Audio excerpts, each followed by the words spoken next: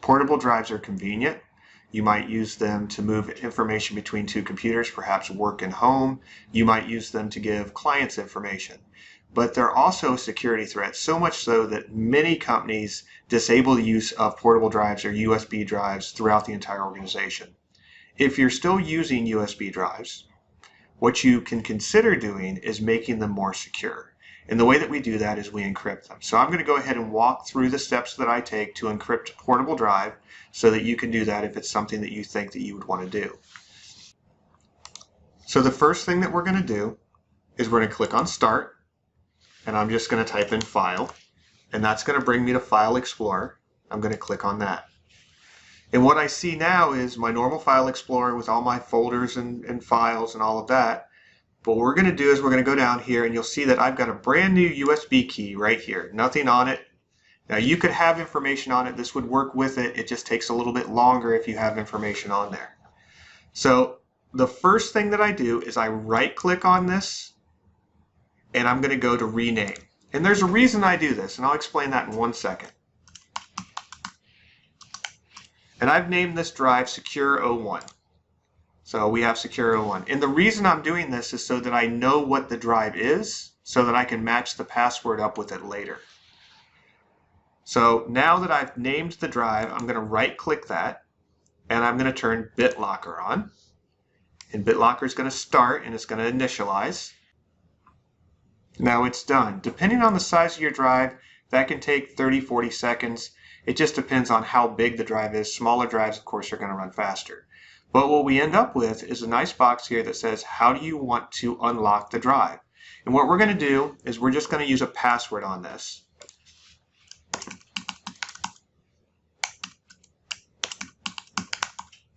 And you have to type it twice to make sure that it matches. So we've gone and typed that in twice, and we're going to hit Next, which is going to bring us to some options. The first option is, how do you want to back up your recovery key?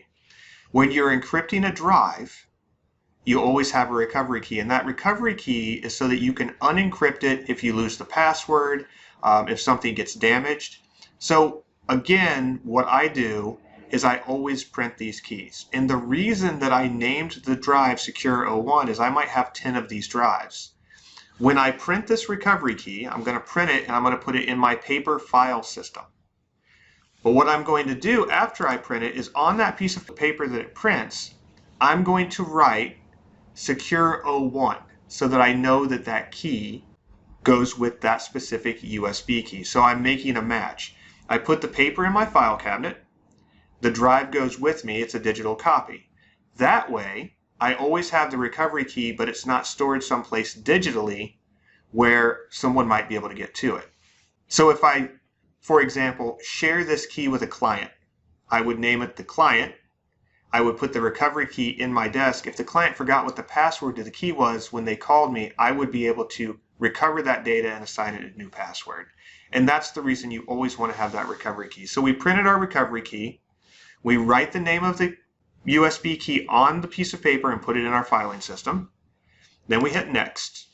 Now the next thing you're going to get to choose is encrypt use space on the drive or encrypt the entire drive. This is a brand new drive. I'm going to go ahead and encrypt the use space only. There is none. That's just going to be faster. If you encrypt the entire drive, it's going to take more time.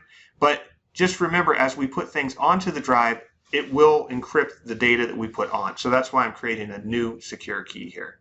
So encrypt the use space only, Next. And then you can choose what version of encryption you want. New encryption mode, best for fixed drives on this device. Well, I want to be able to use this on several different devices. So I'm going to ensure that I use compatible mode. This drive is going to move from machine to machine. So we hit Next again. And it says, are you ready? We're just going to go ahead and start encrypting that. And this is going to take a little bit of time because it's got to go through and entirely encrypt the drive. It's going to pull up and it's going to show you where it's going. Now, you can continue working on other things as this runs. It's not like it's completely locking the system. I can go do other things. I don't have to watch these numbers count up. So we're not going to watch them count up in the video. We're going to go ahead and come back to this when it's completed.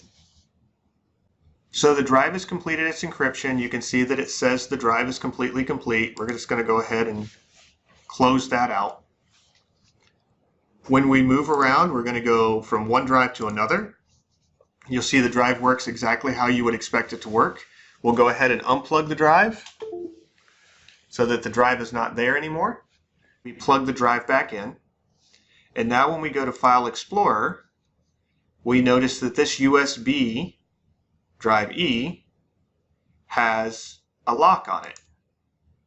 So when we unlock the drive, what we get is this enter password to unlock the drive. So we need to put the password in here and unlock. And now what we see from all of this is that this drive is now unlocked, and I can see the name of it, Secure01. So this is my drive.